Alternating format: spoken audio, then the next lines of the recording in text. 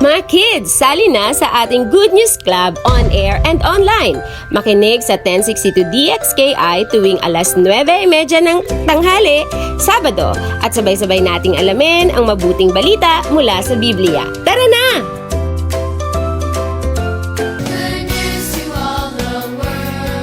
Hello mga bata, maayong adlaw naman sa aton tanan, kag welcome naman sa aton nga Good News Class on air and online. Sa mga friends naton dira nga nagapamati sa ilang nga radyo, maayong adlaw gid sa inyo mga bata, amo man sa mga friends naton nga naga-tan-aw sa Facebook. Maayong adlaw man sa inyo. Kag madamo gid nga salamat sa inyong padayon nga pagpamati kag pag-upod sa aton diri sa Good News Class naton kada Sabado. Kag subong isa naman ka Sabado nga magatuon kita sang pulong sang Ginoo. Pero bago ina, may pamangkot ani si Teacher Leia sa inyo. Ikaw bala bata, nakatry ka na nga ginpromisan ikaw sang imo nga mama or sang imo nga papa nga kung wala klase or Sabado maglagaw kamo. Paano kung hindi natupad? Or naka-experience ka na gid bala nga wala natuman ang iya nga ginpromesa kay may mga unexpected nga natabo kaya hindi niya natuman ang iya nga promesa dira sa imo. May mga tion nga hindi gid naton kontrolado ang sitwasyon, no? Parihas sina nga mga promesa hindi matuman tungod sa mga nagkalain-lain nga rason or nagkalain-lain nga sitwasyon nga naging rason para hindi matuman ina nga promesa sa imo.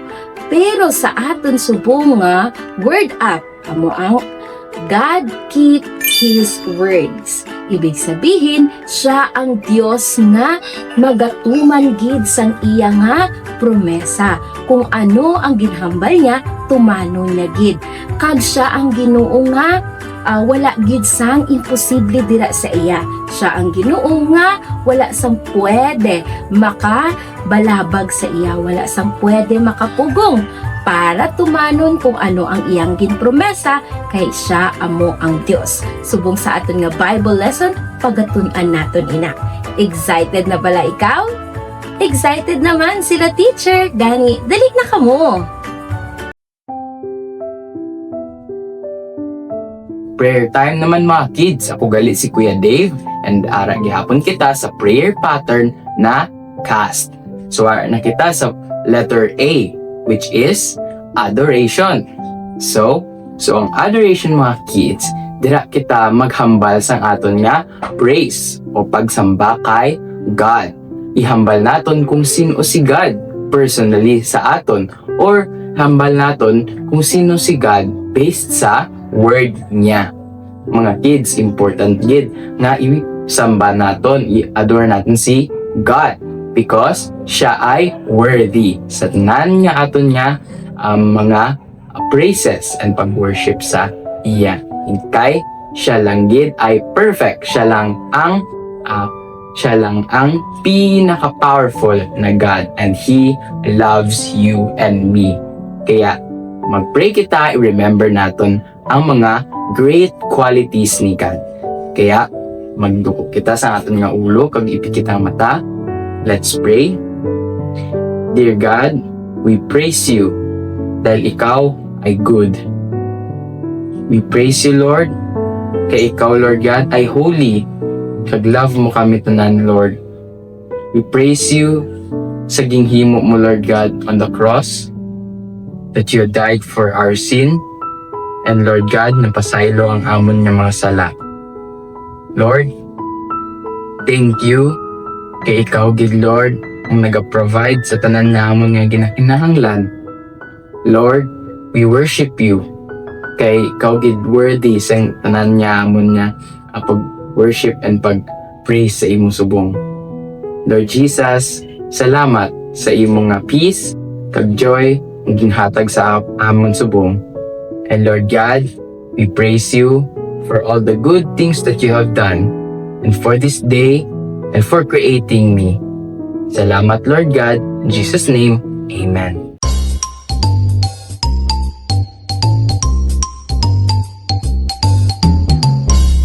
Para naman sa aton yung memory verse mga bata, ari naman si Teacher Kat. Mga bata, naka-experience bala ka mo nga may ara sang friend nyo nga nag-promise sa imo? Nag-promise siya sa imo nga librehon niya ikaw. Tapos nag-promise pa gid siya sa iban mo nga mga friends. Damo ka mo nga ginhambalan niya sang promise. Pero wala niya ina, gintupad ang iya nga promise. Ano kaya ang imo nga mabatyagan?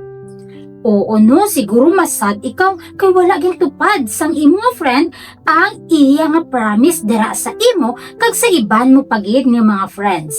Pero balaan mo bala mga bata nga sa aton memory verse subong nagahambal nga may ara sang isa nga kung ano man ang iya nga ginahambal, ginatupad niya gid kung ano ang iya nga promise. Aton ninatun-an sa aton memory verse subong kilalahon naton kung sinugid ang inang nag-promise. Ang aton memory verse makita diri sa Bible mga bata. Ang Bible nagasugid gid sang kamaturan, gani dapat naton ina patihan. Kag ang Bible nahati ni siya bata sa dalawa ka part. May ara sang Old kag may ara sang New Testament. Kag ang Bible may ara siya sang 66 books. Kag ang author sini isa lang gid amo ang Ginoo. Kag ang nagsulat sini mga katawhan nga guided gid sang Holy Spirit. Gani bata masaligan gid naton nga ang tanan nga nasulat diri sa Bible matuod gid. So aton tun-an kung sino inang nagahambal gid sang iya nga promises nga ginatupad niya nga makita diri sa aton verse subong. Ang aton memory verse subong nga adlaw diri sa Deuteronomy 7 verse 9. Basahon anay ni Teacher Kat ang siling sa Deuteronomy chapter 7 verse 9. So siling niya diri mga bata Know therefore, siling niya, know therefore that the Lord your God is God. He is the faithful God, keeping His covenant of love to 1,000 generations of those who love Him and keep His commands. Oo mga bata, ang aton verse makita man na dira sa aton nga screen. Mabasahan gid naton tanan. Siling nga dira sa aton nga verse siling sa Bible, know therefore that the Lord thy God, He is God. Ini nga verse mga bata, nagahambal ni siya, nagatukoy about sa nagtiisa nga matuod gid nga Dios nga nagakabuhi gid sa sininga kalibutan. Siya ang matuod gid nga Dios mga bata nga naghimo sang tanan nga makita naton sa palibot nga hindi gid kaya himuon sang tao. Ini nga ginahambal diri nga He is God, siya lamang ang nag-iisa nga Dios nga magahari kag nagahari gid sa tanan sa diri sa kalibutan. Siya ang buhi nga Dios mga bata nga nagahari gid sa sininga kalibutan kag sa tanan nga butang nga iya nga ging tuga. Kag silingi diri, He is God, the faithful God. Ang buot silingon mga bata, He is a faithful God. Ang buot silingon, ang tanan nga iya nga himo, ang tanan nga iya nga ginahambal mga bata, hambal diri sa pulong sa Ginoo, ginahimo niya gid ina. Kag kung ano ang iyang gin-promise, tuparon niya gid. Wala niya gid ginabreak kung ano ang mga promises nga iya nga ginahambal diri sa Bible. Kay siling niya, which keep covenant and mercy. Ang covenant mga bata, amo ni siya ang buot silingon, special promise gid na sa Ginoo. Bangod ang Ginoo, He is faithful God. Wala gid siya naga-break sang iya nga promises. Hindi parehas sa mga katawhan mga bata nga kisa makilala naton nga mag-promise or kisa kita man mismo mag-promise hindi naton ina matupad. May mga bagay nga ma-break naton or ma-break man sang iban nga mga tao ang ilang nga promises. Pero ang nag-iisa nga buhi nga Dios, never niya gid i-break ang iya nga covenant kay buhi siya nga Dios mga bata. Hambal siya nga pulong ang iyang promesa. Ginahimo niya gid kung ano ang iya nga hambal. Kag ginapadayon niya gid nga ginapakita ang ginahambal niya nga pagpalangga dira sa imo kag sa akon sa tanan nga tion. Kag siling niya pagid-o ang sugpon, with them that love him and keep his commandments to 1,000 generation. Ang Ginoo mga bata nagpromise nga maging faithful gid siya kag i-keep niya gid ang iya nga po nga promesa sa mga katawhan nga nagapalangga kag nagasunod gid sang iya nga mga sugo. Kag siling niya, biskan ang Dios nga naghimo siya sang promise 1,000 years ago na nga nagpromise siya. Ginatupad gid gihapon ina sa Ginoo mga bata. Kasubong sa Old Testament, nagpromise gid siya nga magkaroon sang Savior. Ang katawhan sang Dios sa ilang nga mga sala gintupad gid ina sang Ginoo sang tama nga panahon. Natabo gid nga makita naton sa New Testament nga ang promised Savior niya nga amo si Jesus natabo gid nga ging-anak sa sininga kalibutan. Kag siling nga pagidere, ang promise sang Ginoo the same gid nga matuod halin sang una subong kag sa palaaboton. Oo mga bata, He is a faithful God. Wala gid siya nagapakyas sa iya nga mga promesa dira sa imo kag sa akon. Ang matuod-tuod gid nga Dios always gid nagatupad sang iya nga mga ginahambal, ginapakita niya sa iya nga ginahimo. Wala siya nagabag-o nga klase nga Dios. Always niya ginakip ang iya nga mga promesa. Gani kung ikaw bata, wala mo pa kilala ang anak sang Ginoo, ang iya nga gin-promise nga mangin Savior sang imo kag sang akon nga mga sala. Kung wala mo pa kilala si Jesus bilang imo Lord kag personal Savior, gusto gid sang Ginoo nga himuon mo na subong. Ang imo nga himuon, akoon mo nga ikaw makasasala sa tubangan sang Ginoo, hinungsulan mo na bata.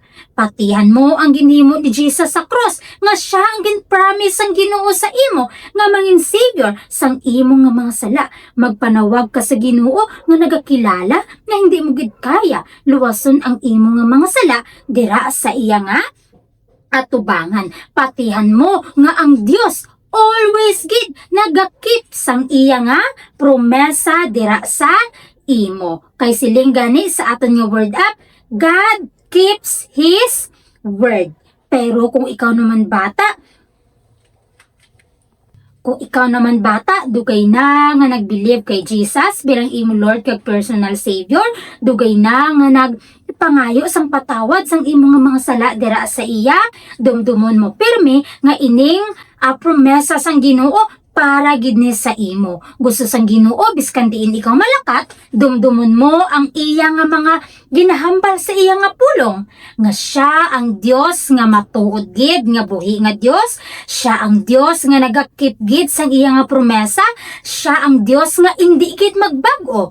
Siya ang Dios nga kaupod mo halin sang una hasta subong kag sa palaaboton gid nga panahon. Gusto gid sang Ginoo mga bata nga dumdumon mo nga may ara sang Dios nga nagapalangga gid dira sa imo. Gani malipay siya kung i-share mo sa iban mga friends nga may ara gid sang Dios nga nagapalangga man sa ila. May ara sang Dios nga faithful gid sa iya nga mga promises para sila makakilala man nga may ara gid sang Savior sa ila nga mga sala.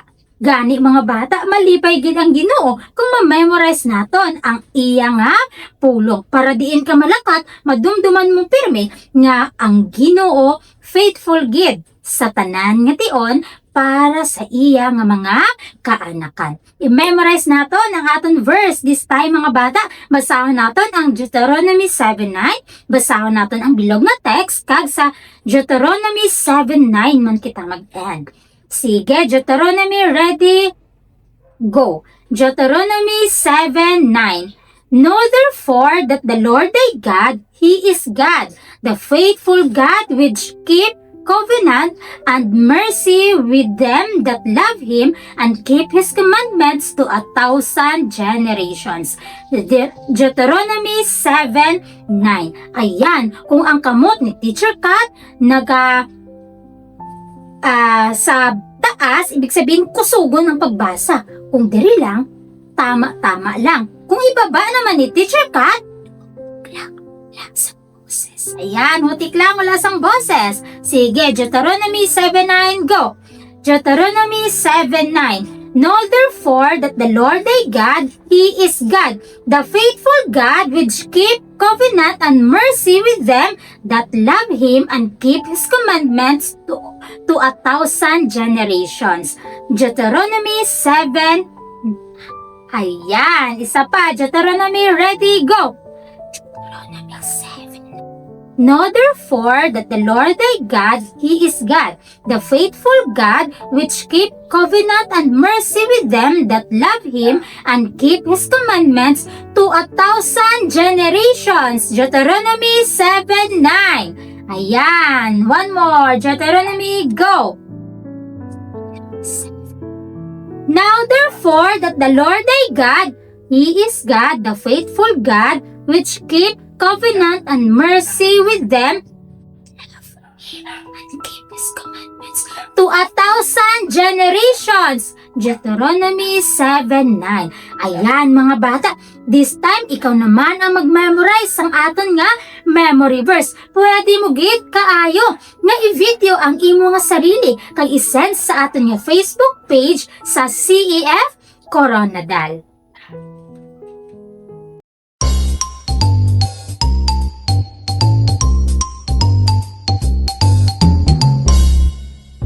Hello mga kids! Wow, story time naman today.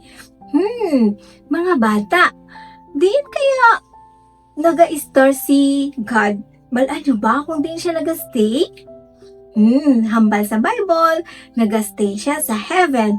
Pero hambal man sa Bible, God is omnipresent. Biskan diin siya pwede. Ara siya diri subong sa Coronadal, ara siya dira subong sa Bacolod, ara siya dira subong sa Masyag or sa Tampakan or biskan diin nga lugar.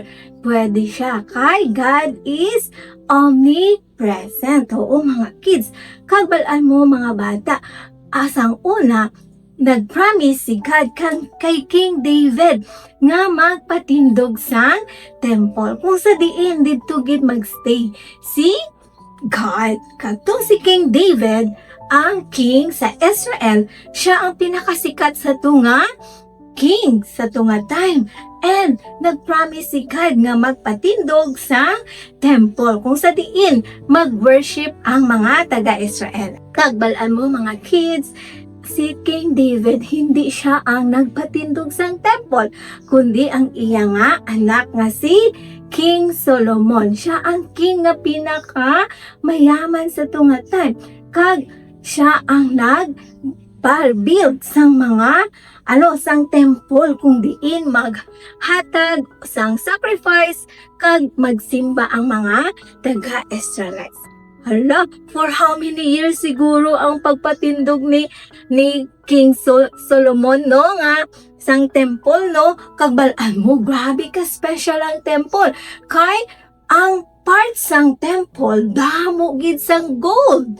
Kag iban pa nga mga marahalon nga mga bato, marahalon nga mga kahoy ang gin butang ha gamit. Kagtong natapos gid ang pagbuild ni King Solomon sang temple, wow, nag-celebrate gid sila mga kids, oh. So dito sila mag-worship kay God. Kag balaan mo, bago sila nag-worship dito sa temple mga kids, nag-pray si Solomon. Nag-pray siya kay God nga hambal niya, God, kung mag-pray ang mga taga-Israelites, ikaw gid mag-answer sang ilang nga prayer. Mai-answer gid pala ni God ang mga prayers ng mga Israelite or mga ang pag-pray ni Solomon? Mga bata, gin-answer ya gid ang up ang prayer ni King Solomon. Kag bala mo mga kids, paano gin answer? May mga kalayo halin sa langit kag naglakat didto sa ilang nga altar kag ang temple na puno gid sang glory ni God. Kag hambal ni God, nag-warning siya kay King Solomon. Hambal niya na i-answer ko ang inyong mga prayers, pero warning lang, kung magpalayo ka mo sa akon or hindi ka mo magsimba sa akon, mawasak gid ang temple. Magpadayon gid bala worship ang mga taga-Israel, mga kids? Mabalano to, oo mga kids. Nagapadayon gid sila worship kay God. Grabe gid ang ilang nga worship sa tunga time. Every week sila naga-worship kay God. Kag balaan mo mga kids, wala sang ang warning ni God sa kay Solomon natabo gid nga ang mga Israelites, wala sila nagpadayon simba kay God. Balaan mo kung sino sila nagasimba?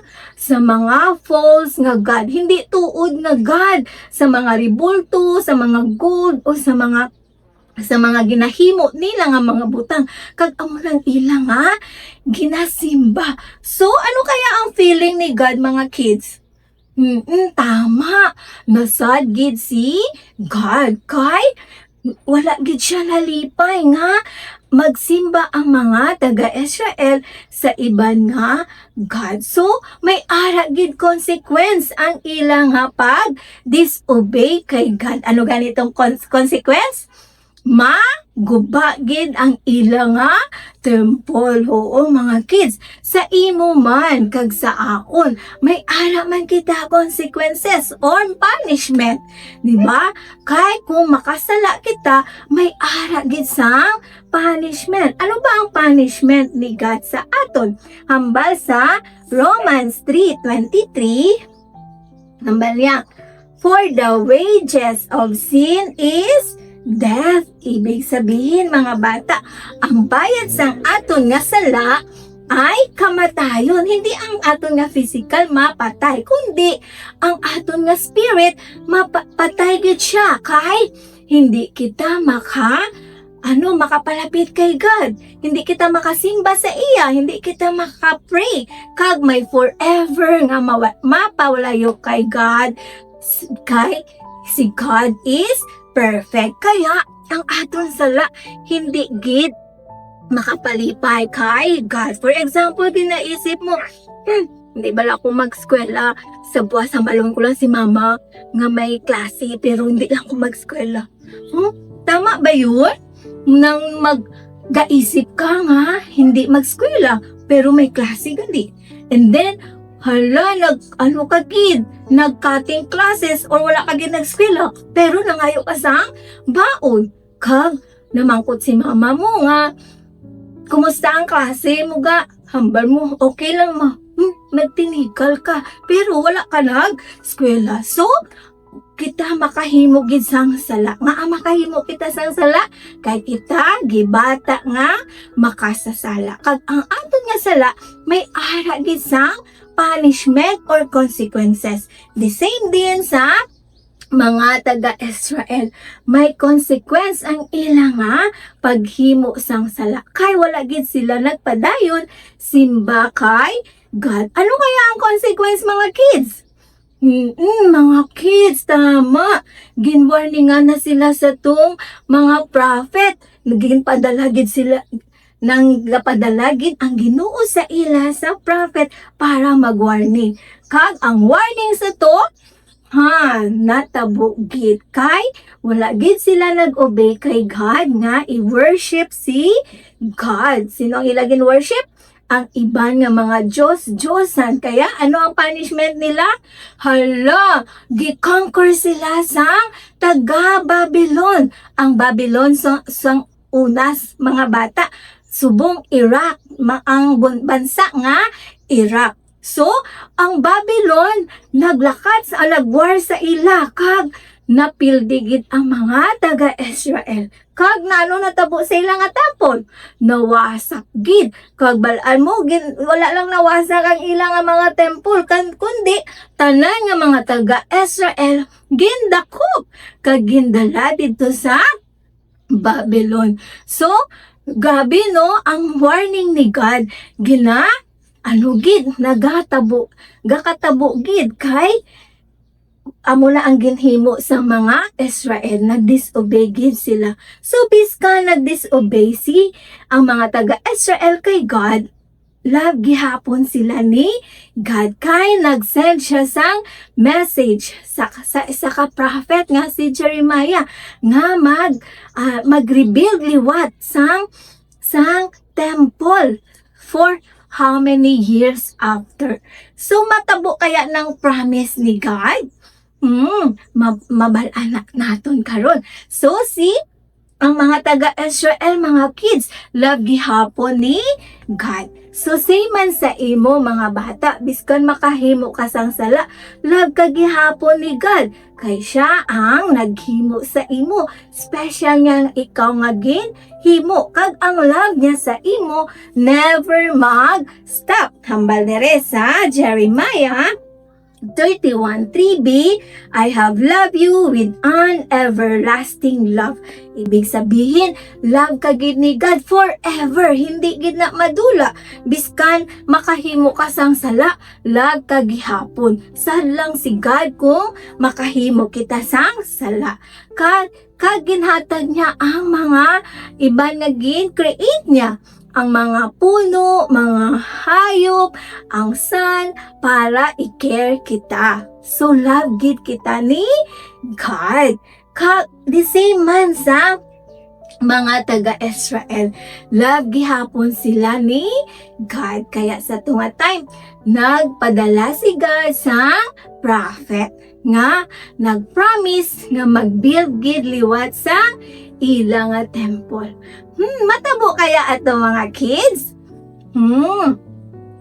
Mga bata, matabo gid na siya. Kay si God, ginakip gid niya ang iya nga promise. Ano ganitong aton nga word up?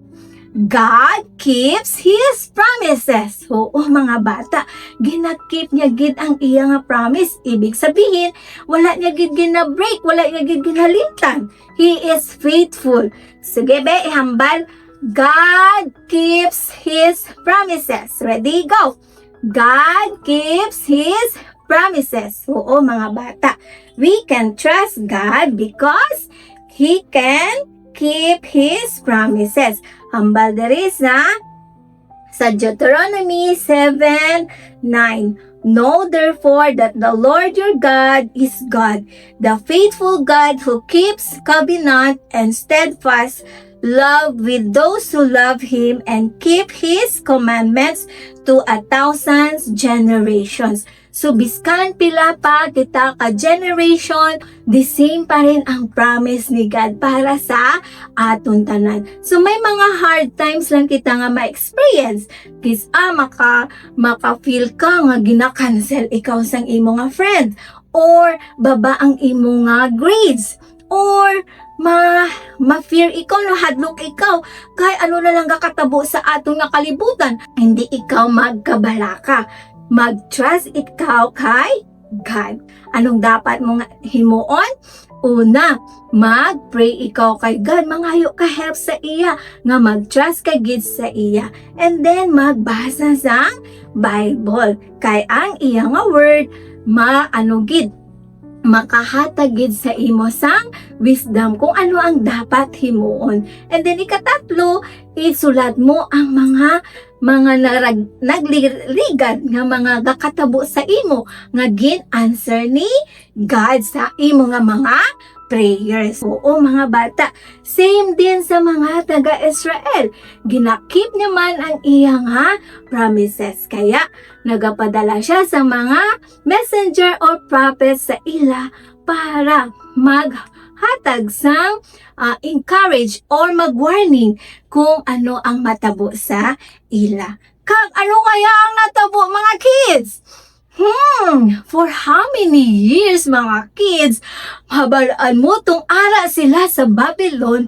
Hala, may ara sang isa ka king sa Persia. Balaan mo kung di ng Persia subong dito sa Iran. Ang Persia subong dito sa Iran. Kag ang king dito sang una si King Cyrus. O, balaan mo mga bata. Hambal niya diri sa sa iyang a word. As sa 2 Chronicles 36:23, hambal niya, this is what Cyrus, king of Persia, the Lord, the God of heaven, has given me all the kingdoms of earth, and he has appointed me to build a temple for him at Jerusalem in Judah. Any of his people among you may go up, and may the Lord their God be with them. Hala, gi-answer gid ni God ang ilang mga prayers. Feeling nila sang una, no, for how many years nga gin captive sila or gidakop sila sang Babylon. Feeling nila gibayaan sila ni God. Pero si God gid nag-answer. Pinaagi kay King Cyrus. So gi-conquered ni King Cyrus naman ang Babylon. Kag napildi ang Babylon. Kag balaan mo mga kids, lagi pa balik ni King Cyrus ang over 40,000 nga mga Israelites para mag-build liwat sang ilang temple dito sa Jerusalem. Oo, mga kids. Hala, ano kaya ang reaction sa mga Israelites? Tama, happy gid sila mga kids. Kung balaan mo, bago sila nakaabot dito sa Israel, 2 months sila nga nag-travel. Kag pag-abot nila dito sa Israel, sa Jerusalem, nag-build dayon sila sa temple. Kag si King Cyrus naghatag man sang mga support kung ano ang mga needs nila. Kag una nila nga gin-build ang altar para worship sila, makapasalamat sila kay God, kag makapangayo sang sorry or forgiveness. Balaan mo, ga-alay sila or ga-offer sila sang lamb para ma-forgive ang ilang mga sala. Subong sa aton, kailangan pa ba naton sang lamb or karnero nga bata sang karnero para mapatawad ang aton sala? Wala na, no? Si God gid ang naghatag sang lamb niya para sa aton. Perfect ini nga lamb. Sino kaya na siya? Tama, si Jesus Christ. Si Jesus Christ is a God, 100% God. Pero naging tao siya mga kids. Naging baby, naging bata siya para sa imo. Kag nagdako man, 100% man siya nga tao. Nangabuhi siya diri sa kalibutan. Pero perfect, wala gid siya nakahimo sa sala. Kaya siya lang ang pwede magbayad sang aton nga sala. Kay hambal diri sa 1 Peter 2:24a, He Himself bore our sins in His body on the tree. Dito siya napatay para mapatawad ang aton nga sala. So ginlubong siya, pero nabuhi siya liwat on the 3rd day. Kag nagbalik na siya sa heaven. Kag dito na siya nag-rule sa heaven, nagapungko sa trono. So the same man sa Israelites, wala pa to si Jesus, kaya ang love nila amo pa ang bata sang karnero. So ginahimo na nila para ma-forgive ang aton nga mga sala, ang ilang nga mga sala.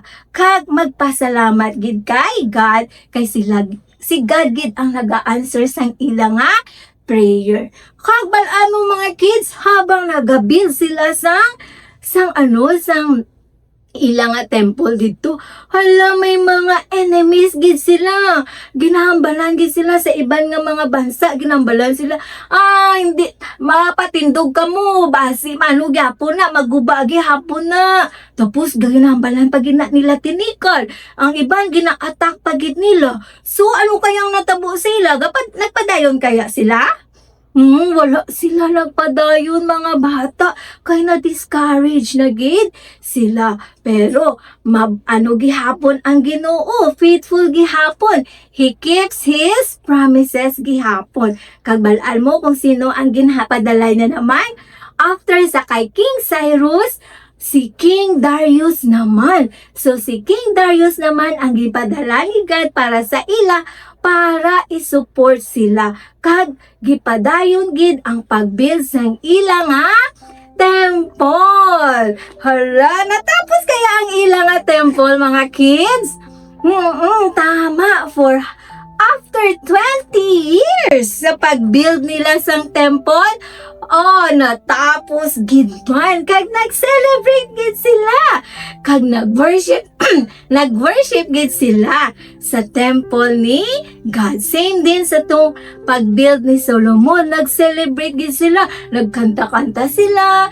Kag nag-pray gid sila kay God. So, grabe gid ang kalipay sa mga taga-Israel. Kay gikip gid ni God ang iya nga mga promises. So, mga kids, say man sa imo kag sa akon, si God malagakip sa iya nga promises. Ihambal be, God keeps His promises. So, tama mga bata, mag-trust gid kita kay God because He keeps His promises. Pero kung ikaw ang bata nga wala pa nag-believe kay Jesus, budlayan ka pa, mag-trust kay Jesus. Anong dapat mo nga unahon? Mag-believe sa iya, kag mag-aminon ang imo nga sala. Kay ikaw na palayo ka pa sa sala. Hambal dere sa Acts 16:31, believe in the Lord Jesus Christ and you will be saved. Ibig sabihin, patihan mo ang ginhimo ni Jesus dito sa cross. Kung sa diin, napatay siya, ginlubong, kag nabuhi liwat. Kung amo lang imo nga himuon, mapatawad gid ang imo nga sala. Sige, kung amo lang imo nga desisyon subok, upod ka sa akon pag-pray. Sige, let's pray. Dear God, ginaamin ko nga ako makasasala. Subong Lord, nagapangayo gid ako sang patawad. Lord Jesus, gapati ako nga ikaw lang gid ang makapatawad sang akon mga sala. Lord Jesus, umpisa subong, sulod ka sa akon nga heart. Ikaw na ang akon nga Lord and Savior. Buligan mo ako, Lord, na mag-say no to sin and mag-say to God. Say yes to God. In Jesus' name, Amen. Sa aton nga Bible lesson mga bata, nabatian naton kung ano ka maayo ang Ginoo, diba? Kag kung paano niya gintuman ang iya nga promesa, lalo na gid sa pag-rebuild liwat sang temple. Siya ang Dios nga nagbulig, siya ang Dios nga nagtandog, labi na gid sa hari para maging instrumento para matuman ang iya nga promesa.